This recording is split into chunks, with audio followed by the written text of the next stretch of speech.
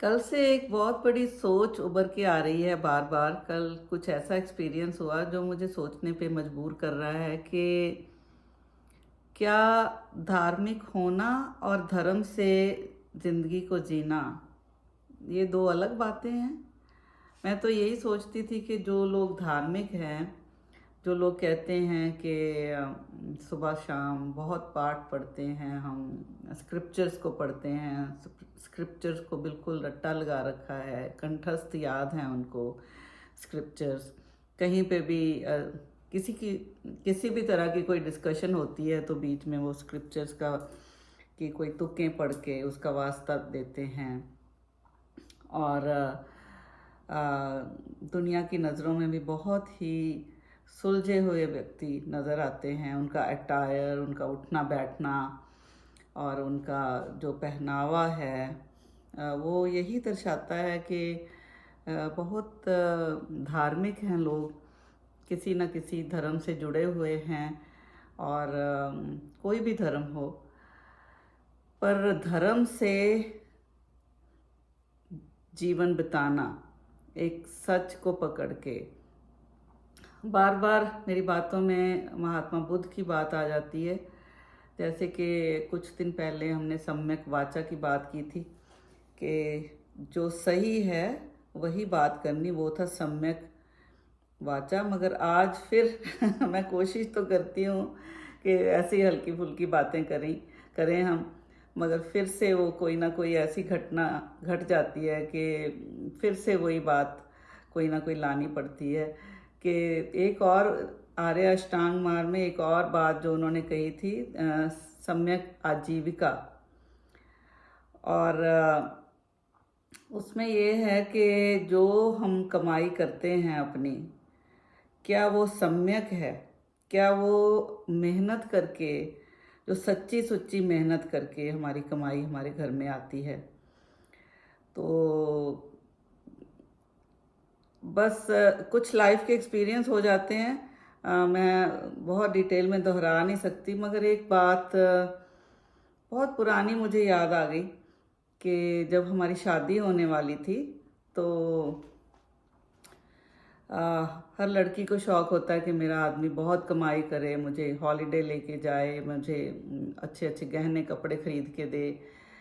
और ये सब शौक़ होता है लड़कियों को कि उसके जो हस्बैंड की कमाई बहुत हो। बेशक हमारी कमाई भी बराबर ही होती है। तो अरेंज मैरिज थी, तो हमें कमरे में बिठा दिया कि बातें जो करनी है कर लो। तो अक्सर लड़कियां सिर नीचे करके बैठती हैं और जो लड़के हैं वो सवाल पूछते हैं उनसे कि खाना बनाना आता है, ये आता है, वो आता है। तो जो भी सवाल हुए, मुझे ऐसे पूरी तरह से याद नहीं है, मगर मेरे जो हस्बैंड थे उन्होंने मुझे कहा भी तुम्हें भी कोई सवाल है? तो मैंने कहा हाँ है।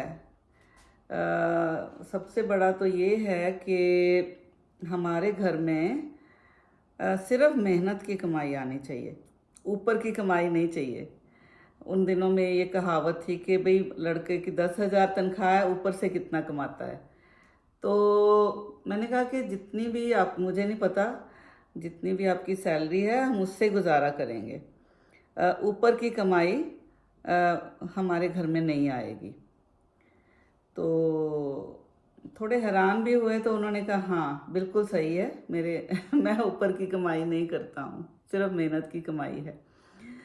तो इस तरह से कभी कभी हम मेहनत की कमाई कर रहे होते हैं, हमें लगता है कि हम मेहनत की कमाई कर रहे हैं, ऊपर की कमाई नहीं कर रहे। मगर हमारे आजीविका के जो माहौल में कभी कभी